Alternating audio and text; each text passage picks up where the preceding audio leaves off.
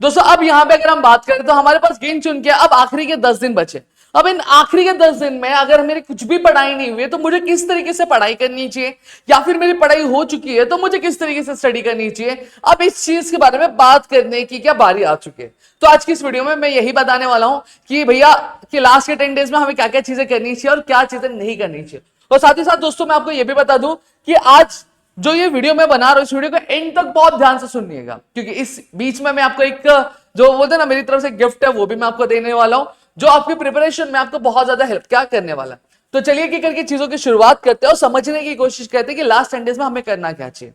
अब सबसे पहली चीज अगर मैं बात करूं तो यहां पे हमारे 4 सब्जेक्ट है, इसमें मैं एक और ऐड कर देता हूं इंग्लिश। अब इंग्लिश की अगर मैं बात करूं तो इंग्लिश की ऑलरेडी लास्ट 10 डेज की प्रिपरेशन कैसी होनी चाहिए, क्या क्या चीजें हमें करनी चाहिए, इसके बारे में मैंने ऑलरेडी हमारी एक separate video Pradeep Giri 11th and 12th academy पे बनाई हुई है, आप जाके वो चेकआउट कर सकते हो, उसकी लिंक मैं डिस्क्रिप्शन में डाल देता हूं। अब मैं इस वीडियो में बात करने वाला हूं क्या, इस वीडियो में बात करने वाला हूं बुक कीपिंग के बारे में, ओसीएम के बारे में, इकोनॉमिक्स के बारे में, 3 सब्जेक्ट और एसपी के बारे में बात करने वाला हूं। ठीक है, हमें क्या क्या चीजें करनी चाहिए सबसे पहली चीज। अब यहां पे अगर मैं बात करूं सबसे पहले मैं बुक कीपिंग के बारे में बात करता हूं। देखिए मैं ऐसे बंदों की बात करूं जिनका कुछ भी नहीं हुआ है पढ़ के, ठीक है, अगर उनको पढ़ना है लास्ट 10 डेज में क्या करना है, मैं उन चीजों के बारे में पहले बात कर रहा हूं। सबसे पहली चीज आपको क्या करना चाहिए, अगर अगर आपको कुछ नहीं हुआ है तो सबसे पहले ऐसे कौन से टॉपिक्स है जो आपको कर लेनी चाहिए जिससे आपकी हेल्प हो जाए और आप एग्जामिनेशन में अच्छा स्कोर करो। सबसे पहली चीज अगर मैं बात करूं बुक कीपिंग में आपको जो करना चाहिए, ठीक है, पहला आता है हमारा फाइनल अकाउंट्स।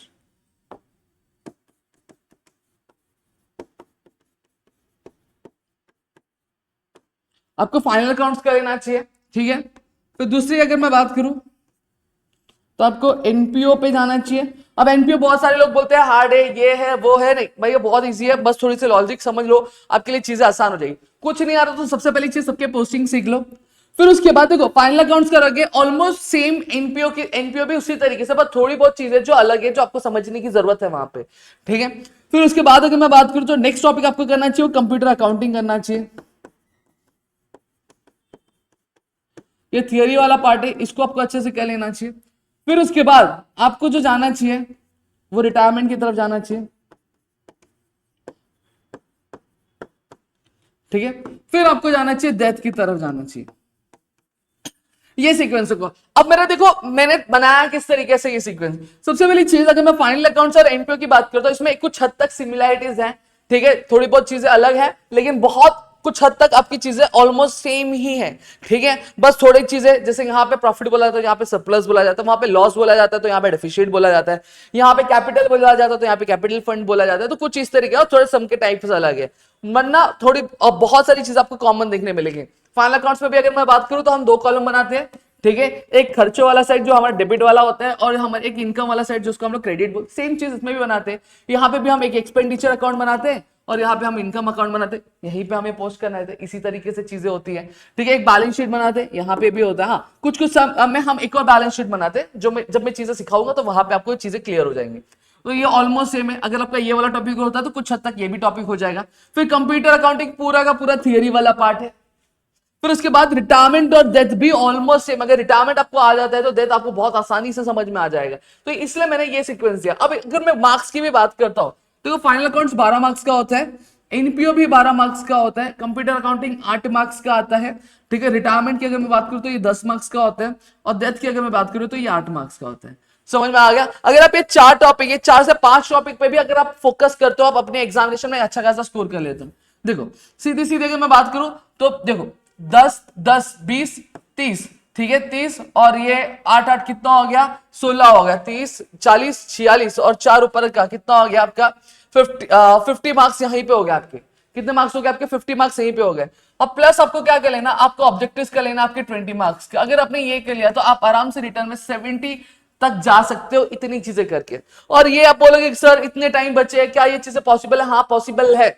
मैं बोल रहा हूँ कि मेरे ऑफलाइन क्लास में ये स्टूडेंट है हमारी, ठीक है, जिसने अगर मैं बात करूं तो पूरे साल तक कुछ नहीं पढ़ा है, ठीक है, लास्ट टाइम पे हमारे साथ जुड़ी, लास्ट टाइम पे हमारे साथ जुड़ी। अगर मैं बात करूं तो ये सारे जो टॉपिक्स में बोल रहा हूं उसने कवर कर लिया, फाइनल अकाउंट्स उसने कवर कर लिया, एनपीओ कवर कर लिया, कंप्यूटर अकाउंटिंग कवर कर लिया, रिटायरमेंट हो गया है, डेथ भी उसने कवर कर लिया। मतलब अगर एग्जामिनेशन में कुछ भी करती है तो ये 70 मार्क्स तक की उसकी अकाउंट्स की प्रिपरेशन हो चुकी है। अब ऐसा नहीं है कि पूरे 3-4 महीने से पढ़े थे, लास्ट के 10-15 दिन ही हुए उसको, अभी 10-15 दिन ही हुए हमसे जुड़े हुए, और उसमें उसने इतनी चीजें कवर कर ली, अपने 70 मार्क्स तक की चीजें कवर कर ली है। और सिर्फ इतनी ही नहीं, अब इन्होंने सॉल्व क्या क्या किया मैं आपको बताता हूं। उन्होंने आपके जो लास्ट 10 इयर्स के जो पीवाईक्यूज पूछे गए थे, प्रीवियस ईयर्स क्वेश्चन उनके पूरे सॉल्व हो गए, टेक्सचुअल जो क्वेश्चन से उतने पूरे सॉल्व हो चुके। अब यहां पे अगर मैं बात करूं वो कौन से स्टेज पे मालूम है, पेपर सॉल्विंग के स्टेज पे, जहां पर अगर पेपर भी अगर मैं बात करूं तो उन्होंने अकाउंट्स के 3 से 4 पेपर्स, 3 to 4 पेपर अकाउंट्स के भी सॉल्व कर लिए हैं। अगर आप सिस्टमैटिक जाओगे, बस थोड़ा सा ध्यान लगाने की जरूरत है, थोड़ा सा मेहनत करने की जरूरत है, अगर करोगे तो हो जाएगा। ठीक है, हो जाएगी चीजें, ये हवा में बात नहीं कर रहा हूं, ये सारी चीजें करवाई गई हैं, की है, उसके बेसिस पे मैं बात कर रहा हूं। अगर अभी भी ठान लेते हो कि करना है तो कर सकते हो और हो जाएगा, कोई बहुत बड़ी चीज नहीं है। देखो साल भर एक बंदा पढ़ता है और एक बंदा लास्ट टाइम पे पढ़ता है, अगर लास्ट टाइम पे पढ़कर आप एक अच्छा स्कोर करके ला रहे हो तो आप लेजेंड हो।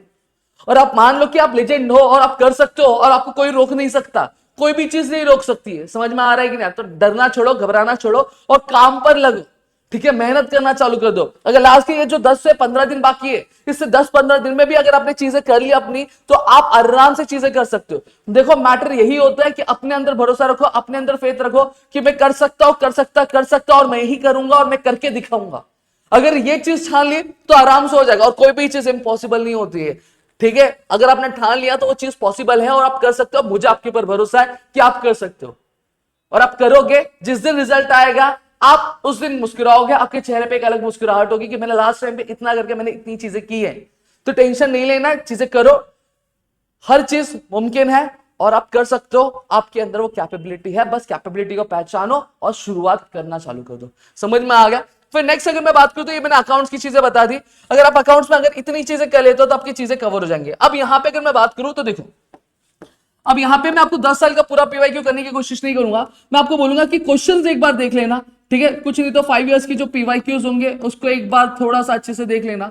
ठीक है, 5 इयर्स के पीवाईक्यूज मतलब क्या हो गया, पिछले जैसे डेथ के क्वेश्चंस हो गए, रिटायरमेंट के क्वेश्चंस है, जो पहले सिलेबस चेंज होने के पहले भी टॉपिक था, तो उससे रिलेटेड किस तरह के क्वेश्चंस पूछे गए, तो वो आप थोड़ा सा सॉल्व करोगे तो आपके अंदर अलग अलग कॉन्फिडेंस आ जाएगा।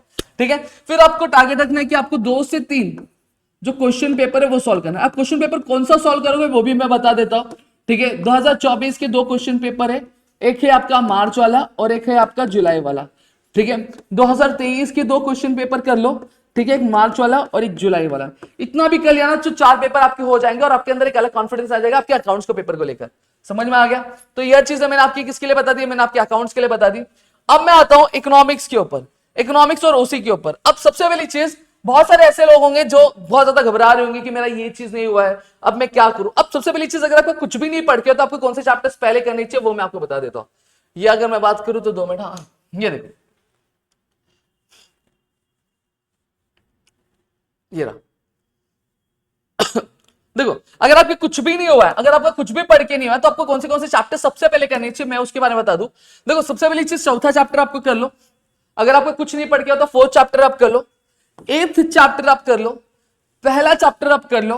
ठीक है, और एक ये वाला चैप्टर कर लो, 7th चैप्टर कर लो। ये 4 चैप्टर्स आप कर लो। अगर 4 चैप्टर्स भी अगर आप कहते हो, देखो यहाँ पे 12, ठीक है, 27, 20 और 70। समझ में आ गया? अगर इन सबको मैं प्लस भी करता हूं तो देखो आपका मार्क्स कितना आता है। 7 कितना हो गया, 14, और 14 + 2 16 हो गया। 6 यहाँ पे, 1 यहाँ पे ले लिया मैंने। ठीक है, 1 + 1 2 होता है, 2 + 2 4, 4 + 2 6 और 6 + 1 7। तो 76 मार्क्स के क्वेश्चन, जो क्वेश्चन पेपर होगा उसमें 76 मार्क्स के क्वेश्चन इस पर्टिकुलर टॉपिक में से आने वाले, इस पर्टिकुलर चीजों में से आने वाले। समझ में आया? तो 76 आप आराम से स्कोर करो। मैं बोलता हूं चलो 76 नहीं आएगा, ठीक है, गलत होंगे, कुछ नहीं तो 66 तक स्कोर कर लोगे।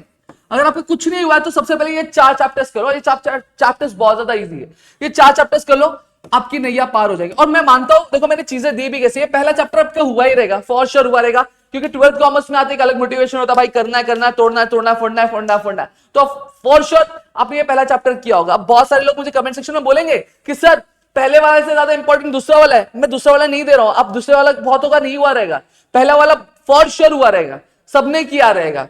क्यों? एक डर था ना कि तेरे भाई को करके दिखाना है, करके दिखाना, तो मोटिवेशन में ये वाला चैप्टर तो फिक्स किया ही किया रहेगा आपने, समझ में आ गया। दूसरी चीज, एक और तरीका बताता हूं, देखो अगर ये चीजें नहीं हो रही है, अगर चैप्टर वाइज नहीं आना चाहते तो क्वेश्चन वाइज जाओ। चलो क्वेश्चन वाइज कैसे जाओगे, चलो मैं बताता हूं। देखो कुछ नहीं हो रहा है, एक काम करो, सबसे पहली चीज आपके टेक्स्ट बुक के जितने ऑब्जेक्टिव्स हो वो पूरे कर लो 20 मार्क्स के। कुछ नहीं हो रहा है तो अगर चैप्टर वाइज नहीं जाना चाहते हो तो जितने ऑब्जेक्टिव्स के क्वेश्चन है वो पहले कर लो, फिर उसके बाद आपके टेक्स्ट बुक के पीछे जितने भी एक्सप्लेन द टर्म कॉन्सेप्ट है वो कर लो। समझ में आ रहा है? देखो ये 8 मार्क्स का आएगा आपको। फिर उसके बाद अगर मैं बात करूं, केस स्टडी कर लो, केस स्टडी आपको 6 मार्क्स के लिए पूछा जाएगा। समझ में आया? ये डिस्टिंग्विश कर लो, ठीक है, कितने मार्क्स के लिए? आपको 12 मार्क्स के लिए यहां पे पूछा जाएगा, ये कर लो। फिर उसके बाद अगर मैं बात करूं तो अब यहां पे 8 मार्क्स वाले क्वेश्चन कर लो। चलो ये 8 मार्क्स वाले क्वेश्चन मैंने बता दिया, 2 ही चैप्टर में से आने वाला है, और मैंने दिया है क्या क्या करना है वही बता दूं। बैंकिंग वाला क्वेश्चन कर लेना, बैंकिंग के टाइप्स आ सकते हैं, बैंकिंग के फंक्शंस आ सकते हैं, पहला टाइप ये हो गया। फिर इंश्योरेंस पे इंश्योरेंस प्रिंसिपल या फिर लाइफ इंश्योरेंस, मरीन इंश्योरेंस और आपका फायर इंश्योरेंस, ठीक है, ये 3 में से पूछे जा सकते हैं 8 मार्क्स के लिए। फिर उसके बाद अगर मैं बात करूं तो आपका जो होता है रोडवेज, एयरवेज और आपका रेलवेज वाला एडवांटेजेस डिसएडवांटेजेस वाली चीजें कर लो। फिर उसके बाद अगर मैं बात करूं कम्युनिकेशन वाला पार्ट भी है, कम्युनिकेशन वाले पार्ट की भी चीजें कर लो। बस ये 4 क्वेश्चन कर लो, आपका पहला ये 8 मार्क्स की चीजें हो जाएंगी। समझ में आ गया? 8 चैप्टर का भी मैं क्वेश्चन दूंगा, उसके लिए मैं एक सेपरेट वीडियो बनाने वाला हूं आपके लिए, ठीक है। तो 8 मार्क्स की चीजें यहां पे चलो, मैंने ये लिख दी, ठीक है, ये हो गया। और जस्टिफाई तो थोड़ा सा देख लो, ठीक है। जस्टिफाई, चलो जस्टिफाई भी नहीं करते तो कितना होता है वो देख लेते हैं। सबसे पहली चीज अगर यहाँ पे अगर मैं बात करूं तो 8 8 कितना हो गया, 16 हो गया, 16 प्लस 6 हो गया 22, 22 में 2 ऐड कर दिया तो कितना हो गया, 24 हो गया, 24 हाँ 24 हो गया। यहाँ पे 4 में लिख दूं, यहाँ पे 2 लिख देता हूँ, 2 प्लस 2 कितना हो गया, 4 हो गया, प्लस 1 5। तो ऐसे भी आप 54 जाते हो और प्लस 20 यहाँ पे कर लो, कितना हो गया आपका 74 मार्क्स हो गए। आउट ऑफ 100 आप 74 मार्क्स ऐसे भी स्कोर कर सकते हो, ऐसे भी चीजें आप स्कोर कर सकते हो। मैं क्वेश्चन वाइज अगर जा रहा हूं तो भी समझ में आ गया, चीजें उतनी मुश्किल नहीं है, करोगे तो हो जाएगा। अब यहाँ पे अगर मैं बात करता हूँ किसकी, अब मैं इकोनॉमिक्स के पेपर पैटर्न की बात करता हूँ। अब इकोनॉमिक्स की जब मैं चीजों के बारे में बात करता हूँ तो यहाँ पे आप देखोगे तो इकोनॉमिक्स का जो सबसे ज्यादा जो वेटेज होता है वो पहले के जो 4 से 5 चैप्टर्स है उनमें, और वो आपके चैप्टर्स हुए भी रहेंगे। और उस पर मैंने वन शॉट वीडियोस ऑलरेडी, मैंने 7 चैप्टर्स की जो वन शॉट वीडियोस ऑलरेडी बना के रख दी है। देखो कुछ नहीं हुआ है तो पहले के स्टार्टिंग के चैप्टर्स कर लो, 1 2 3 भी ये कर लो, 10 10 20 हो गया, 1 2 3 4 5 6 6 अगर मैं 6 अगर बात करूं तो सीधा सीधा 60, और ये ऊपर का 2 2 कितना हो गया, 64 मार्क्स का पेपर तो यहीं आ रहा है, आउट ऑफ 80 64 मार्क्स का यहीं पे आ रहा है। फिर उसके बाद अगर और चैप्टर करना है, अगर मैथ्स वाले हो तो बड़ा ऑब्वियस बात है इंडेक्स नंबर सीखा होगा, ठीक है। आप इंडेक्स नंबर वाले चैप्टर जिसमें सम विम अगर आपको पूछेगा इसकी थियरी भी कर लेना, ठीक है। तो कितने मार्क्स का है ये आपका, 11 मार्क्स का है, कर लो यहाँ पे 75 मार्क्स। ऐसे यार आउट ऑफ 80 75 मार्क्स के क्वेश्चन इन चैप्टर से। और अगर नेशनल इनकम भी बहुत इजी, अगर नेशनल इनकम कर सकते हो तो कर लो, और अगर एक एचपी वाले हो इंडेक्स नंबर नहीं जमता तो money market and capital market आप कर सकते हो, जो इजी कंपैरेटिवली इजी है। और ये वाला चैप्टर भी लास्ट वाला देख सकते हो, ठीक है, देख सकते हो। लेकिन मेजॉरिटी सबसे पहली चीज ये 5 चैप्टर्स पे फोकस करना, 1 2 3A 3B 4th और 5th इस पे करना। ये होने के बाद आप नेशनल इनकम कर सकते हो तो कर लो, बहुत इजी चैप्टर है, कुछ ऐसा बहुत ज्यादा हार्ड नहीं है, समझा। तो ये आपका इकोनॉमिक्स के लिए मैंने दे दिया। फिर उसके बाद अगर मैं बात करूं एसपी का पेपर पैटर्न देखते हैं। अब एसपी में भी बहुत सारे लोगों को दिक्कत होती है, एसपी बहुत ज्यादा इजी है, मुझे समझ में नहीं आता लोग घबराते क्यों है, ठीक है। अब यहाँ पे देखो, अब यूनिट वाइज यहाँ पे दिया गया तो आपको क्या चीजें करनी चाहिए सबसे पहले मैं बता दूं। तो सबसे पहले सोर्सेज ऑफ कॉर्पोरेट फाइनेंस वाला कर दो, पहला और दूसरा चैप्टर, जो कितने मार्क्स का आएगा, अभी तो ऑप्शन 25 मार्क्स के आने वाला है, ठीक है। 25 मार्क्स तक के क्वेश्चन रहेंगे पेपर में, ठीक है, ये कर लो। फिर कैपिटल रेजिंग वाला 34 3rd 4th 5th ये वाला चैप्टर कर लो 35, ठीक है, प्लस कर देते चलो 0 हो गया, 10 हो गया, 3 + 3 60 मार्क्स का तो ये हो गया, 5 चैप्टर के लिए 60 मार्क्स से आप हो गए। अब लेटर वाले पार्ट पे आता हूं, सेक्रेटरियल कॉरेस्पॉन्डेंस। अब यहाँ पे भी ध्यान देना, अब 3 चैप्टर है लेटर के, तो क्वेश्चन 3 आते हैं, हर एक चैप्टर में से एक एक लेटर पूछा जाता है, तो आपको अटेम्प्ट 2 ही करना रहता है। तो मैं यहाँ पे पूरा आपको नहीं बोलूंगा कि तीनों चैप्टर के सारे लेटर्स करो, कोई भी 2 चैप्टर के लेटर्स एकदम अच्छे से कर लो, समझ में आ गया। तो वहां पे आपका 10 मार्क्स लेटर का भी हो जाएगा, चलो हो गया। फिर अगर मैं बात कर रहा हूं तो आपका 20 मार्क्स जो आपका एबीटी का अगर आता है, चलो 20 नहीं आएगा 18 आएगा, जो भी आएगा उतना ऐड ऑन करो, आउट ऑफ 100 इतनी चीजें आ जाएंगी। ये लास्ट 10 डेज में पॉसिबल है और आप कर सकते हो, मुझे आपके ऊपर भरोसा है और ये चीजें मैं ऐसे हवा में नहीं बात करूं, मैं अपने ऑफलाइन क्लास में मैं चीजें करवाता हूं, और एसपी जैसे सब्जेक्ट में मैंने 11 स्टूडेंट्स को अभी 98 99 तक स्कोर करवा के दिया हुआ है हमारे ऑफलाइन क्लास में। समझ में आया? तो एसपी बहुत प्यारा सब्जेक्ट है, बस थोड़ी चीजें समझो, आपका हो जाएगा। तो यहाँ पे देखो ये भी चीज हो गई, देखो मैं कैलकुलेशन बता रहा हूं, ठीक है, और ये सर्कुलर मैं नहीं बना के लेकर रहा हूं, ये सारी चीजें महाराष्ट्र बोर्ड की, और पेपर बनता है इसी के हिसाब से बनता है। इतनी चीजें क्लियर हो गई सबको। फिर उसके बाद ठीक है, तो यहां पे मैंने ये चीज आपको बता दी। अब अगर हम बात करें, अब बात करते हैं पढ़ना कैसे। अब पढ़ना कैसे वो मैं बता दूं। देखो लास्ट टाइम चल रहा है, तो लास्ट टाइम पे आपके पास इतना टाइम नहीं है कि आप डिटेल में चीजें पढ़ोगे, चीजें करोगे, तो आपको यहां पे क्या चाहिए रहता है, एक शॉर्ट नोट चाहिए रहता है जो आपको लास्ट टाइम पे रिवीजन में हेल्प करे। ठीक है, किसके लिए? थ्योरी सब्जेक्ट के लिए, ओसी के लिए हो गया, इको के लिए हो गया, एसपी के लिए हो गया, इन सभी के लिए आपको क्या चाहिए रहेगा, एक शॉर्ट नोट चाहिए रहेगा, 1 पेज नोट्स चाहिए रहेंगे। तो इन 1 पेज नोट्स के लिए क्या करोगे आप? बनाने बैठोगे क्या? सर बनाने बैठेंगे तो बहुत टाइम चला जाएगा, पढ़ा भी नहीं है, कुछ नहीं किया, क्या करे? चलो मैं आसान कर देता हूं। मैंने 1 पेज नोट्स आपके लिए बना दिए, मेरी 1 पेज की नोट्स पूरे तैयार है इन सभी चैप्टर्स के लिए, मैं आपके लिए वो प्रोवाइड कर देता हूं, आपका पढ़ाई अब इजी हो जाएगा, आपके लिए चीजें इजी हो जाएंगी। तो ये 1 पेज के नोट्स आपको मिलेंगे कहां पे? ये 1 पेज के नोट्स आपको हमारा जो प्रदीप गिरी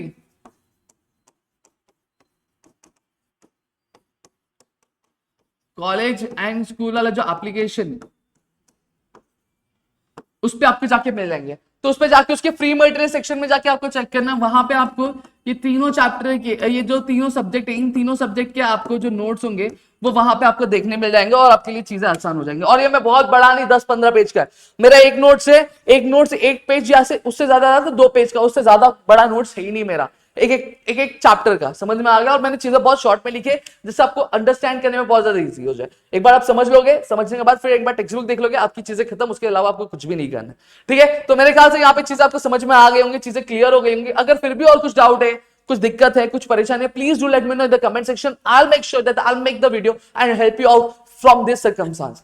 ठीक है, तो चलो मिलते हैं हमारे अगली वीडियो में, तब तक के लिए घर पे रहो, सुरक्षित रहो, अपना ध्यान रखना दोस्तों। जय हिंद दोस्तों।